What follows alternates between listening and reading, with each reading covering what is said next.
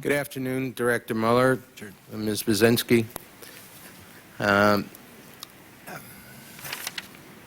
Let me first echo the comments of my colleagues on this commission to say how much we appreciate not only the time that you've given us, but the interactive nature of our relationship with you. You have been responsive to our questions. You've come back. Sometimes you've come back and showed up when you weren't invited. But we appreciate that. I don't recall that occurrence. But that was, it is a hallmark of, I think, the willingness from the top of your agency to be responsive to our concerns. There's one area I want to put off to the side, and that's the area of FBI translators. I understand there are active investigations with respect to some of the allegations that have been made. I don't want to get into those facts now. I don't think it's appropriate, but we do want to follow up with you because it's an important area for us. Absolutely. Let me make an observation first. Having worked with the FBI long ago as a federal prosecutor, and having observed the agency over the years, it is my view that the FBI is the finest law enforcement agency in the world, bar none. You have in the past been able to operate effectively once you've been focused on transnational crime in the area of narcotics and narco-terrorism, in the area of Sicilian mafia, Russian mafia, operating in the United States and operating in other countries and interacting from our country and other countries. So I don't have a doubt that you can do this. With terrorism, it's a different story. Intelligence is far, far more important with respect to terrorism because the end result is not dollars but death. And so intelligence is critical. And in this regard, we get into the question that had been raised, for example, by my friend and colleague, Senator Gordon, where you posit an individual who is graduating from college, and, you know, this guy may be a brilliant linguist, he may be a philosophy student, he may be a chess champion, he may look like Niles Crane on Frasier, not like Ephraim Zimbalist Jr., okay? He may not want to break down doors. He may be a very mild person.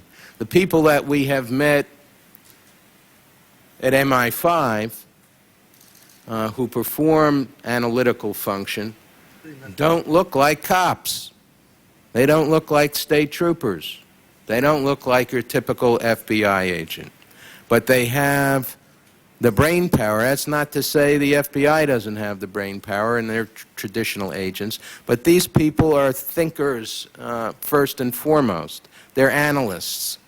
They think outside the box. They anticipate. They are entrepreneurial.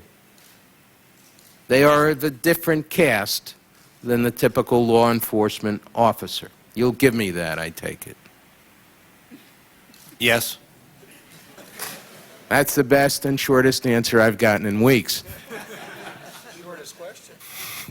Now, here's the question. Yeah, shortest question. The shortest questioner, okay.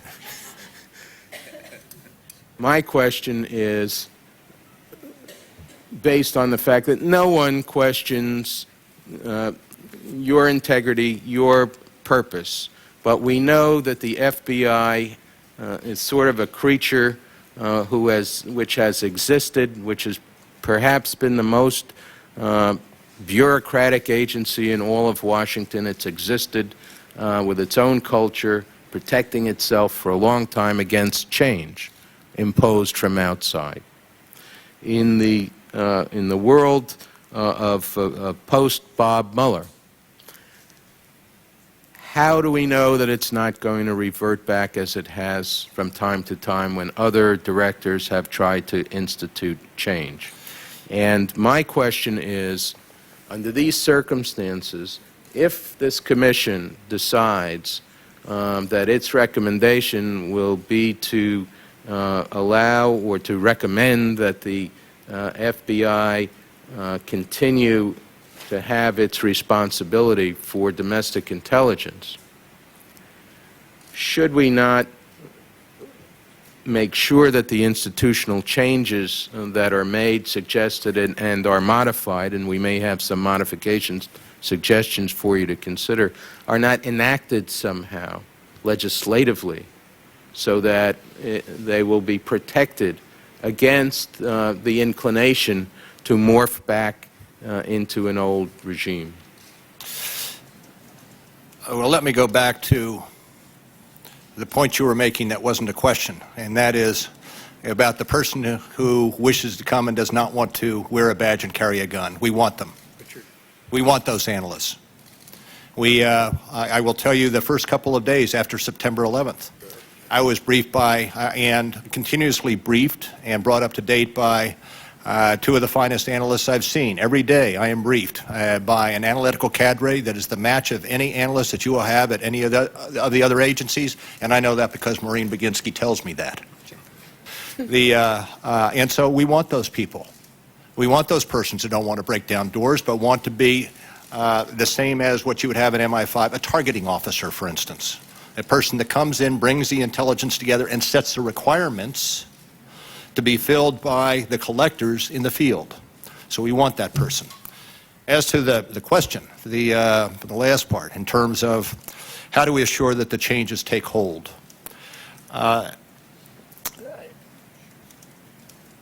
We are developing and putting into place a different structure for the FBI that reflects this particular threat today. My own belief is that as we look to 2010, we look further in the future, you ask, what kind of FBI do you want? Increasingly, the FBI's mission will be to address transnational threats because that's where we are the intersection between the threat overseas and state and local law enforcement. We will be doing less state and local law enforcement in our cities and more of the transnational, addressing the transnational threats. That means that we need a different type of agent population with different skills, and we were building to that. We are putting into place the plans not just for where we're going to be in 2005, but where we hope to be in 2010. Now, if you're looking upon that and you're saying, okay, well, how do we know that what you wish to put into place is going to stay when you leave? The fact of the matter is we are not lacking of oversight.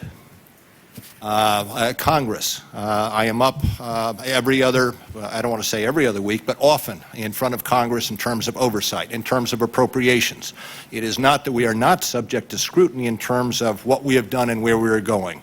And that which is the concern of this committee, I believe, will also and has been the concern of Congress. So I believe that there is continuous oversight to assure that what we are putting into place is maintained, is funded, and will be the FBI of the future.